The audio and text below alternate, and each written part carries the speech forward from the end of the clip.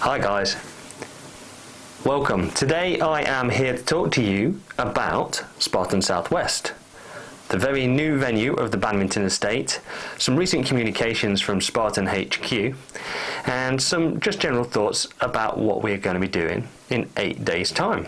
A bit of a preview, if you will, something I've collated from information from all over. Now, no, I am not Spartan Phil, and I'd honestly, to God, do not know how he wears one of these all day long. But let's have a little chat about what we're doing at Spartan Southwest. Right, let's get straight into it. Let's first talk about the venue. It is brand new for 2023, and it is as good a thing to talk about as any straight out of the gate. Now, this event is being held in the Badminton Estate, and it's a large country home set in 52,000 acres of relatively flat land. Historically, this house and these lands have been held by the Dukes of Beaufort.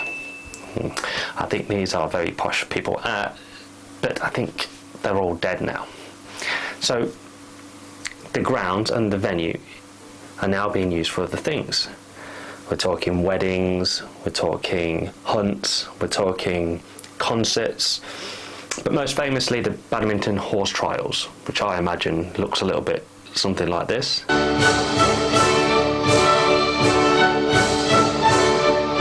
Woo! Get excited! And somehow Spartan have been able to get their foot in the door, along with their special little brother Tough Mudder, and they've been able to arrange a singular weekend at this particular location. Now, what this does mean is that there is a beast and a sprint for the Spartan racers out there, is that there isn't a trifecta. It's quite clear that Spartan racers were only able to secure this venue for one weekend, and as such are probably obligated to provide a Tough Mudder at the same location. The cost of that is obviously a trifecta weekend for us Spartans, which sucks a little bit, as this would have made a lovely fourth trifecta medal for me, a season ticket holder. So the venue itself is being pedalled by Spartan as a speedy course. Now, this can only really mean one thing, and that is that there is a lack of ascent, lack of hills, completely flat course, right? Not completely. That's not completely the case, because we've recently had the race day program sent out. Along with it is the map, and you get the ascent profile, and it still has 300 something meters of ascent. Now, compared to the other three trifectas or the other three beasts, that's probably over 200 less than normal, and probably why it's being considered the flat one. But they've done well, because the local geography in the Badminton Estate isn't particularly hilly, isn't particularly valid. There's just not a lot going on. There's a few clumps of trees, one at the bottom of the run and one over to the side, which, looking at the map, we are going to go around here and up here. But there's not a lot going on. So to still manage to claw back 300 something meters of ascent is actually really, impressive, considering most of it is flat, open land. Now, what that is going to mean is that they will try and get in and out of the woodland as much, just to keep it interesting. But what we might see is lots of these obstacles just sat out in open space, just waiting for a conga of Spartans to come through. But it is what it is. It's a potential course to get a personal best over the distance. So Spartan have recently sent out the race day program that has the maps and the rules and how to register, all of that stuff. But slightly before that, they sent out an interesting communication via email to everyone. And in it, there was 4 or so key points that were probably designed to stifle some of the complaints that they had received after Spartan Midlands. Now, the first and most prominent to me is that they are saying that there is 80% less mud in this one than in the previous. Now, it turns out that because of their partnership with Tough Mudder, or acquisition of Tough Mudder, they put on both events at the same venue each time. Save money, logistics, whatever. But what they did at Midlands is they ran the Tough Mudder one weekend, and then the following weekend they ran Spartan race, trifecta weekend. The problem was to save time, perhaps, and make, optimistically thinking, it might have made it more interesting for some. They coursed the Spartan race through. I'd rather do that than slide down on my... Now, Spartan races didn't much like that because their obstacles are much more skill-based, strength-based, and often you utilise ropes and things like that that are immediately made more difficult, almost treacherous, with the introduction of mud. So after this bit of backlash, this was one of the things that they decided to address. There will be 80% less. Now, if you take out rolling mud and you take out the crawl under the barbed wire over the mud, if you take both those things out straight away, that's probably that 80% done. We have seen bulldozers on the site, so we know for a fact that holes are being dug in the Badminton Estate. Hopefully none of them horsey types fall down the holes. But we suspect this will be predominantly for Tough Mudder. We're talking blockless monster or some other weird pun on that. So you've got the blockless monster and you've got rolling mud and all the various things for Tough Mudder. The only real thing I can think why we might dig a hole for Spartan race is the water where you go under the pylon thing or under the inflatables or whatever it is, the dump fall I think it's called. The next item in the communication from Spartan was new obstacle sequencing. Now that's a really fancy pants way of saying they've just changed the order of the obstacles, and I suspect that while this most definitely means a reshuffle of the pack, I suspect it's more down to putting the obstacles in appropriate locations on the new site, on the new venue. Obviously, certain grounds can only have certain obstacles on. Say, for example, you couldn't have the A-frame on soft ground because it would fall over, and so forth. So I suspect how it's been framed as new obstacle sequencing really just means we're going to put the obstacles where they probably should go on this particular venue. What I do hope to see from this resequencing is the rig. Another complaint from the previous Spartan races, this bloody rig right before the end that just about no one can complete. No one wants to have their moment of glory pooped on by the fact that they couldn't finish the last obstacle. After doing 13, 14 miles of Spartan race, it is a kick in the nuts to not be able to do the last obstacle.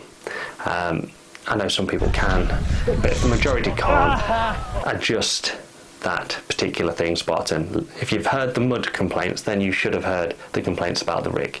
Stupid. Just put something fast, fun and enjoyable where people can fly through at the end. Make it a little bit competitive. One of those particular obstacles, you've got an entire deck of cards of obstacles. Please choose one of the other ones. The next thing, and this one's kind of just crept in there, and it's interestingly worded. Carries that will make you cry.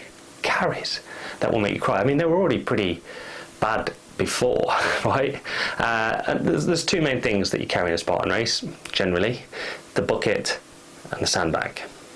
Now, I've done ones where they've doubled up the sandbags, so you carry them more than once. Did that at Pippingford. The buckets, I've seen them use them as penalties at the spear throw at the Midlands, just gone. But most noticeably at the Midlands, there was a mash-up between the cargo nets and the sandbag carry. Not only that, it was all done uphill. So pick up your sandbag, 100 metres of sort of uphill before you have to go under 5 cargo nets with it.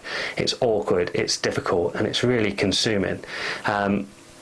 So carries that will make you cry. So either they're just doing more of what we felt at Midlands, or they might have figured out how else to make the carries worse. Now, I've seen pictures before now of people carrying stuff under barbed wire, and more recently from the European events, carrying through water. So there's still a question mark over what that means specifically, but we will see.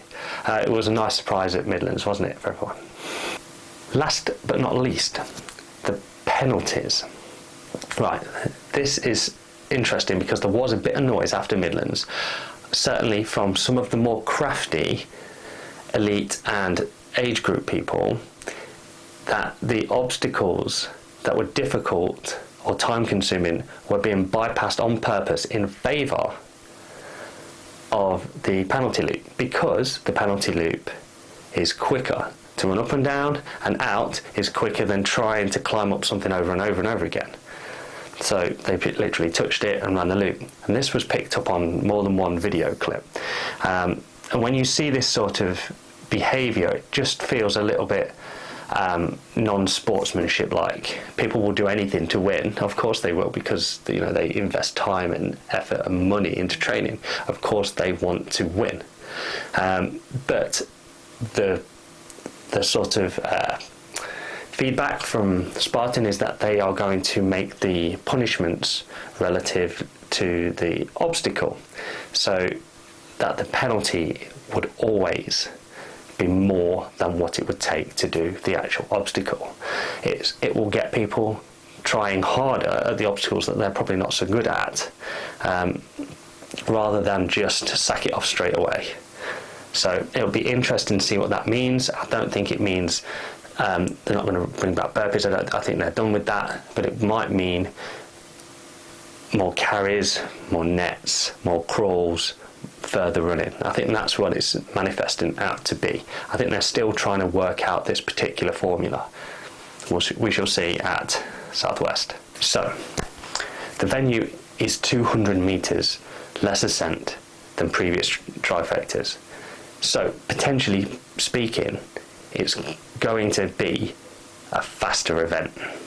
Now, in addition to that, taking the mud out, which was a slow obstacle, and the difficulties it then made further down the track on the hoist and the rope climb, things like that that were directly affected by having muddy hands, they will be easier to do. That they will be faster to hoist, it will be faster to climb, they'll be just easier to do. All of these things are going to impact your time positively. Assuming it doesn't lash it down on the day, it should be a perfect opportunity to get your fastest beast time here in the UK. I mentioned it earlier, we do not get a trifecta out of Southwest, which means we can't get a ×4 medal in the UK, and I think that really sucks. I know they're probably only got this particular venue for one weekend, maybe, or maybe because it's the first event they just want to see how it goes without committing to 2 weekends. Obviously it's probably a massive financial investment to hire the site and do all of that.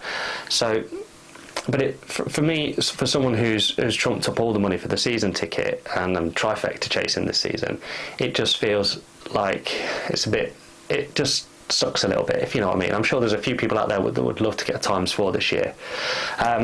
Though, I had a bit of a whinge and moan in one of my last videos about people that do the trifecta at age group will never be able to compete at the same level as people who are only showing up for, say, one event. Say if someone who's coming to the Beast and only the Beast will be able to give the Beast absolutely everything. Someone who does the Beast and then goes and does age group super on the Sunday morning would obviously have all of that effort on the Saturday still recovering from that, and that's going to impede their race. You're going to enter that race tired, whereby you will be racing against people who are fresh in the super. So at Southwest, it will give me and maybe others an opportunity to run the Beast at their fastest to get the best possible time. I do think the Badminton Estate is going to be a really good addition to the Spartan race lineup. I'm very much looking forward to this one. This one fortunately lands on my 43rd birthday. Everyone loves to celebrate a good 43rd birthday, don't they? But at least I get to do it with doing something that I really enjoy, surrounded by people that enjoy doing the same thing as me. Daft crap out in the countryside. Yeah. But I hope to see many of you out there. If you do see me on the day, give me a high five or a holler. I'll probably have a GoPro or a camera going, as I will be reviewing the actual event after I've done it, rather than just whinge and moan beforehand. So look forward to seeing you. If you give the channel a subscribe, there will be a review video and probably a race day video too that will follow this as part of my sort of season ticket trifecta age group journey throughout this year. And I will see you in my next video. Thank you very much. Martin out.